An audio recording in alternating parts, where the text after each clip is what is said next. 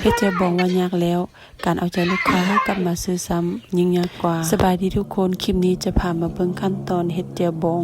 บ่ง่ายเลยความจริงก็เคยเฮ็ดมาโดนแล้วเจียวบองแต่ก็ยังบ่ทันมีประสบการณ์บ่มีคำตำหนิที่สมจักแซ่บบ่แซ่บบ่ฮู้เลยจนได้มาอยู่สำเนือก็เลยมาปรับสูตรเอามาเฮ็ดตามใจตัวเองปรับสูตรให้เข้ากับจุดพิเศษอยู่ทางพีข้าเจ้าบ่มักหวานขั้นตอนทุกอย่างเฮ็ดเองหมดบ่ได้ซื้อเครื่องสำเร็จรูปมานอกจากนั่ง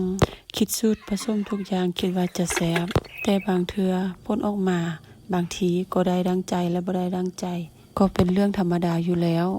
เฮ็ดเทื่อทำอิฐก็ส่งไปให้หมู่ซิมให้พี่น้องซิมก็เพื่อว่าจะได้คำตอบคำเต็มนิติสมกลับคืนมาเพื่อมาพัฒนาแจ่วของเฮาให้ดีและแซ่บขึ้นไปอีก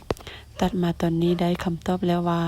แจ่วของเฮาแซ่บแท้ถ้าตัดน้ำตาลออกไปถ้ายังเหลือน้อยที่สุดหรือว่าบ่หวานจนเกินไปและสิ่งที่คิดณตอนนี้ก็คือจะเฮ็ดแนวได้ให้ลูกค้า